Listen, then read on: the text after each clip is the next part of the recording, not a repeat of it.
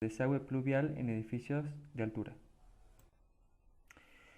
Dentro de los contenidos, este pertenece al bloque temático Instalaciones sanitarias, junto a lo que corresponde con provisión de agua fría y caliente y desagüe cloacal. Los contenidos específicos que veremos en esta primera parte son los sistemas de desagüe en la edificación en general, una pequeña introducción al tema, las instalaciones pluviales exteriores a las edificaciones, básicamente el desagüe correspondiente al espacio público, y dentro de las instalaciones pluviales interiores veremos los elementos componentes y los materiales constitutivos, las recomendaciones y restricciones respecto al trazado de las instalaciones, y por último me voy a referir a lo que hace la recolección del agua de lluvia. En primer lugar, recordar que todo edificio tiene dos sistemas de desagüe, el cloacal y el pluvial. Básicamente, el primero refiere a la gestión de las aguas grises y negras, mientras que el sistema de desagüe pluvial se ocupa de las aguas blancas, es decir, las aguas de lluvia y de lavado de pisos y patios. Son sistemas independientes entre sí. Los desagües pluviales forman parte de los servicios de saneamiento. Comprenden accesorios y cañerías necesarias para encauzar, transportar y eliminar o almacenar el agua de lluvia de predios y edificios. Es conveniente que el agua de lluvia se evacúe rápidamente para evitar su acumulación, ya que esto puede poner en peligro la salud de la población. Deben proyectarse de forma independiente los desagües cloacales, como se dijo antes, y a diferencia de estos, los desagües pluviales desaguan en calzada o en reservorios para su almacenamiento. Como decíamos, se van a clasificar según su ubicación en los desagües pluviales exteriores, que son todos aquellos que conducen las aguas de lluvia, hasta los desagües urbanos y territoriales, y los interiores, que son aquellos que conducen las aguas desde los edificios hasta las calzadas, justamente hacia el exterior de ellos. Ahora los veremos más en detalle. Bueno, para hablar sintéticamente del desagüe pluvial exterior, diremos que comprende todas las canalizaciones y los accesorios que sirven para eliminar el agua de lluvia de edificios, calzadas y veredas, etc. Las aguas de lluvia de los edificios desaguan por conductos hacia la calzada y escurren a través de estas hacia las bocas de tormenta o sumideros. Las bocas de tormenta, además, están conectadas al trazado de conductos pluviales y urbanos dispuestos en las calles. Toda la instalación cuenta con pendiente adecuada que contribuye a encauzar el desagüe pluvial natural de la zona. Bueno, aquí observamos un mapa de toda el área metropolitana del Gran San Miguel de Tucumán, con sus características hidrográficas y de infraestructura que canalizan las aguas de lluvia hacia el río Salí, el gran receptor de todo este sistema. Principalmente se observan zanjones naturales hacia el norte del territorio que reciben los desagües del municipio de Tafí Viejo, el arroyo manantial hacia el sur y un sistema de canales, algunos de los cuales definen los límites del municipio capital, que conducen todas las aguas de lluvia justamente hacia el río Salí. Se observa en esta imagen un caso de obstrucción a una boca de tormenta por acumulación de residuos sólidos urbanos que potencian los problemas de inundación que ya padecemos. Y aquí una imagen de limpieza de uno de estos sistemas de desagüe. Es importante realizar este control y mantenimiento del buen estado de las mismas para facilitar el rápido escurrimiento del agua cuando hay exceso por precipitaciones abundantes. También es fundamental recordar que debemos cuidar y mantener limpios los cordones de las distintas calles y avenidas para que no ingresen objetos que puedan generar obstrucción de las mismas y dificultar el escurrimiento y drenaje de agua luego de cada precipitación. Bueno, arrancamos entonces con lo que es puntualmente el motivo de esta clase, los sistemas de desagües pluviales hacia el interior de los edificios en altura. Estos refieren al conjunto de canalizaciones y accesorios destinados a captar y evacuar el agua de lluvia que cae dentro de la propiedad.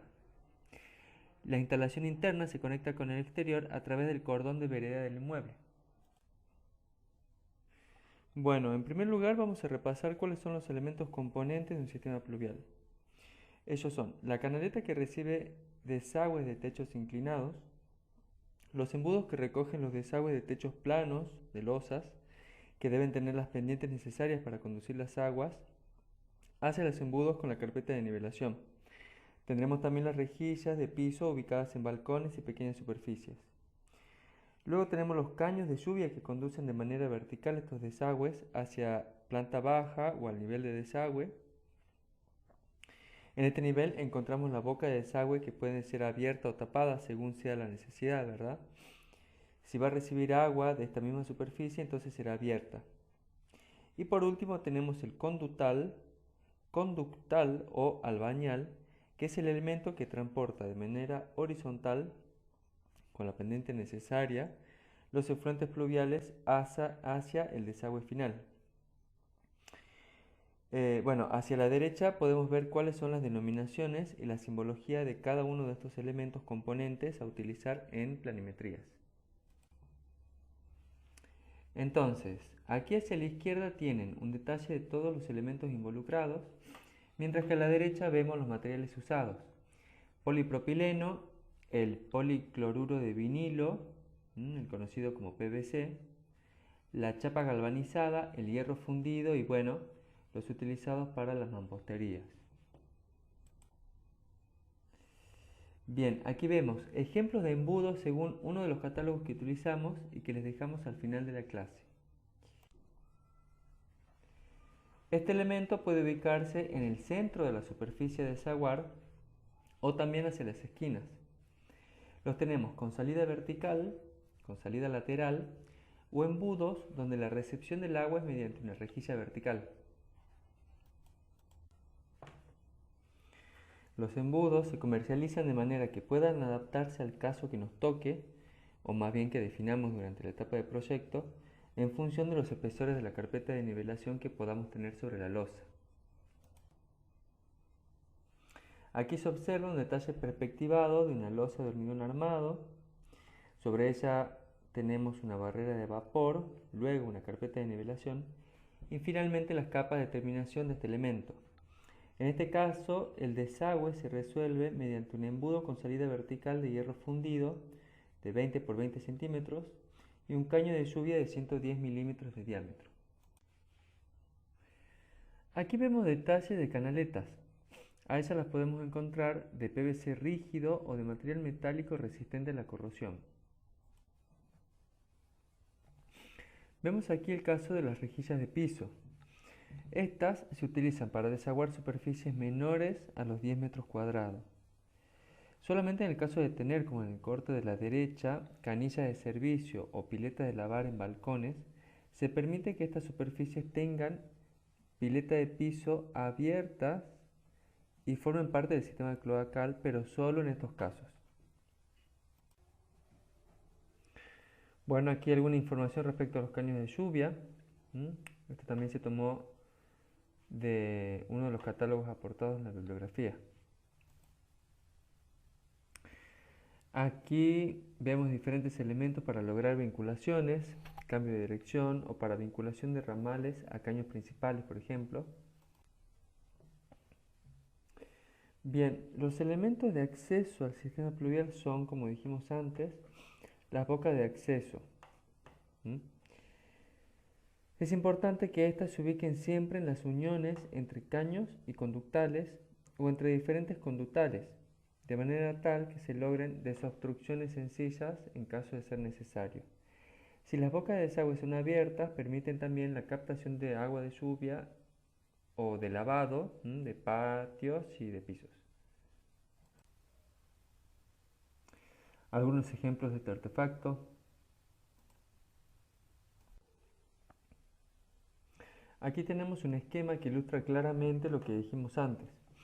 Entre el caño de lluvia y el conductal hay una boca de acceso y otra más en el encuentro 45 entre los conductales.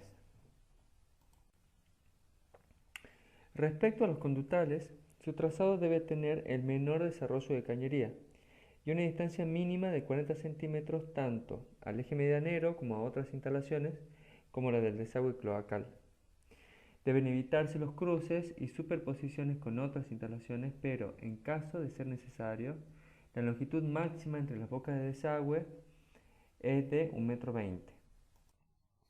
A su vez, Estos caños horizontales deben tener la pendiente necesaria para producir la circulación por gravedad del agua. Esta pendiente no debe ser muy pronunciada, ya que esta cañería sale a la calle por bajo vereda al cordón cuneta.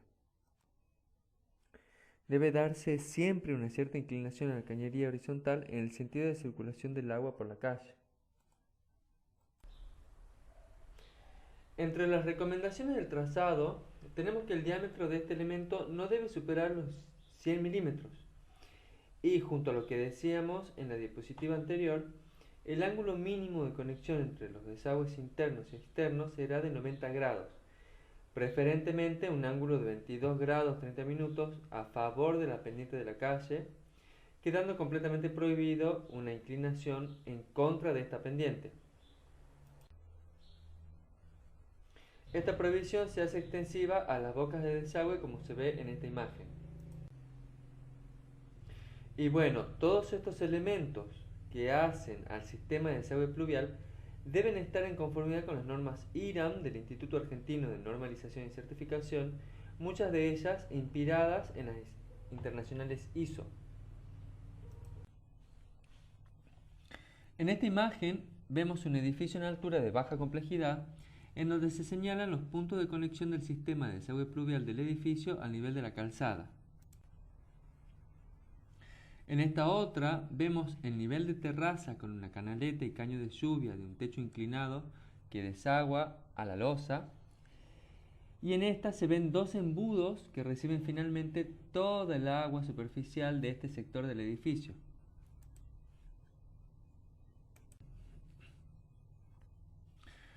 Bueno, aquí se ven estos elementos con mayor aproximación.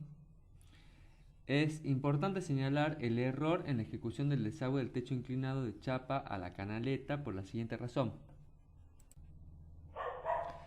Debe haber un mínimo de 60 centímetros de contrapendiente cuando tenemos una canaleta que debe ubicarse, como en este caso, sobre un muro medianero.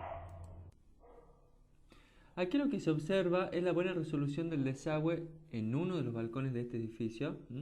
Tiene una rejilla de piso hacia una de las esquinas. Frente a otro caso, como el que vemos en la imagen que está a la derecha, donde erróneamente se colocan gárgolas que desaguan a la vereda. Esto también está prohibido. Si tenemos un nivel que esté por debajo del nivel de terreno, por ejemplo, en los casos de los edificios en altura, alguna superficie como puede ser un estacionamiento de autos, algún desborde, o en cualquier caso en el que el desagüe pluvial quede más abajo, se toma de la boca de desagüe un conductal que lo lleve hasta un pozo impermeable. El cálculo para dimensionar este elemento es de 30 litros por metro cuadrado de superficie a desaguar y una capacidad máxima de 1000 litros. El agua se debe bombear hasta sobrepasar el nivel de desagüe en planta baja para que se traslade por simple gravitación. Nunca la presión de la bomba puede estar conectada directamente hacia el conductal.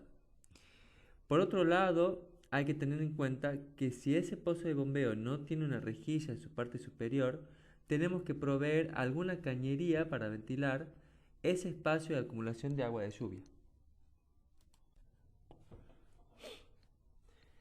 Bueno, aquí tenemos un esquema general de todo un sistema de desagüe pluvial de un edificio.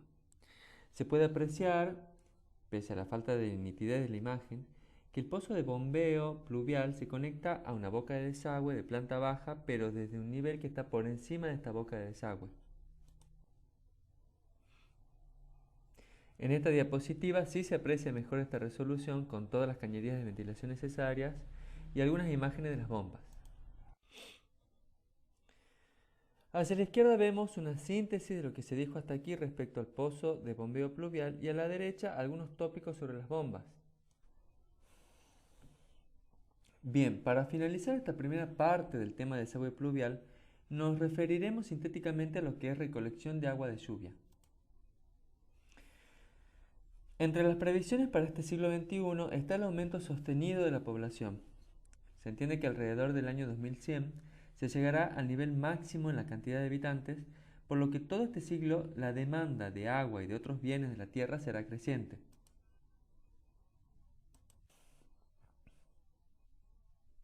Las problemáticas asociadas al agua y vinculadas con el cambio climático tienen que ver con la escasez de agua y sequías, por un lado, pero también con las inundaciones. Estas circunstancias se agravaron en los últimos años en todo el mundo. En la imagen que vemos a la izquierda, todas las zonas representadas en color rojo sepia indican problemas vinculados a las pérdidas de masa de agua, a su escasez, mientras que el azul refiere a las inundaciones y excesos de agua. Por otro lado, la disponibilidad real de agua dulce también se verá reducida debido a la desecación de lagos, de ríos, muchos de ellos abastecidos por glaciares en franco proceso de derretimiento. Es en este marco precisamente donde la captación de agua de lluvia resulta fundamental. Ahora bien, los sistemas de captación de agua de lluvia no son nuevos, muy por el contrario, sobran ejemplos a lo largo de la historia en múltiples lugares. Un caso muy conocido es el de las viviendas romanas, llamadas domus, en cuyo espacio principal a cielo abierto se encontraba un estanque para la captación de agua de lluvia llamado impluvium. Menos conocida quizás es la Yerebatan Sarayı en Turquía, una cisterna basílica cuyo nombre significa palacio sumergido y que es la más grande de las 60 antiguas cisternas construidas bajo la ciudad de Estambul durante el Imperio Bizantino.